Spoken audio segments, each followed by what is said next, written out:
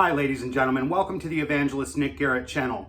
Right now I'm revamping everything, putting out new format. I'm going to continue to deliver new Christian history of the church. We're up to part 19, the Council of Ephesus.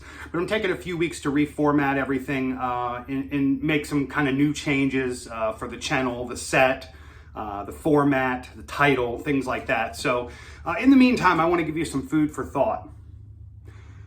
When I think of eternal truth, absolute truth, and I think about how I could convey that huge Christian message of the gospel to an individual, I believe it starts with the idea of, is humanity good or evil? And I think the most significant passage in the Old Testament that lays the groundwork for understanding the need for Christianity in the life of every human is the account of the Tower of Babel. Let me read it to you first. It's Genesis chapter 11. Now the whole earth had one language and one speech. And it came to pass as they journeyed from the east that they found a plain in the land of Shinar, and they dwelt there. Then they said to one another, "Come, let us make bricks and bake them thoroughly." They had brick for stone, and they had asphalt for mortar. And they said, "Come, let us build ourselves a city and a tower whose top is in the heavens. Let us make a name for ourselves, lest we be scattered abroad over the face of the whole earth."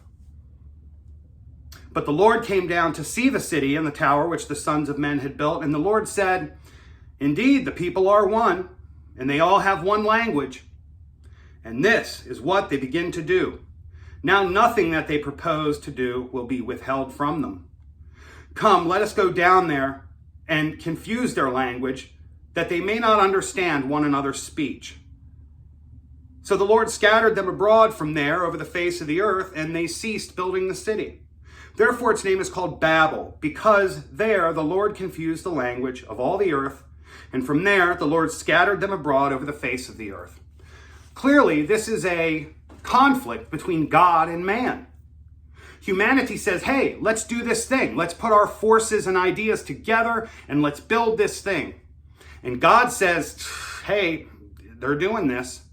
Therefore, I'm going to counter them with X. So we have to ask things like, what does God know that we don't about humanity? Why would God counter what sounds like in our society a good thing? Human empowerment. Let's all work together. Let's all be one. But the problem is what you read in Genesis prior, that humanity is operating under a deception.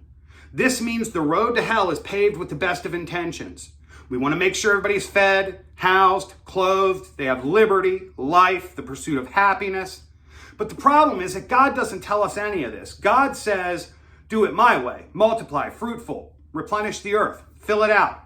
He doesn't tell us to organize, to build a city, to do things our way, to put out there the human way, right? The human way has been flawed in every instance from this time through the present. There's never been a civilization that hasn't collapsed. There's never been a form of government that hasn't devolved into negative character traits, greed, evil, lust. It's the same story over and over and over again. So if you can answer for yourself the question, is humanity good or evil in its nature? You end up in a place where you can't really justify that humanity is good in its nature. Human nature is not intention. Intention is imagination. Human nature is action. We end up falling to sin every single time. That puts us in an impossible situation with God, doesn't it? What if I want to do right? What if I want to do the way of God? What if I want to submit to God and I do? There has to be a way. There is a way.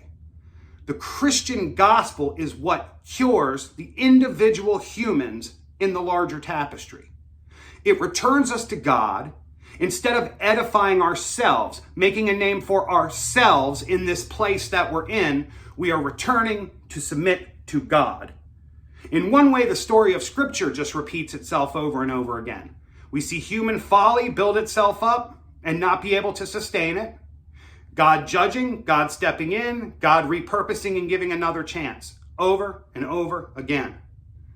We have the message of forgiveness in Christianity. God is perfect, just, and holy. How can a perfect, just, and holy God tolerate evil?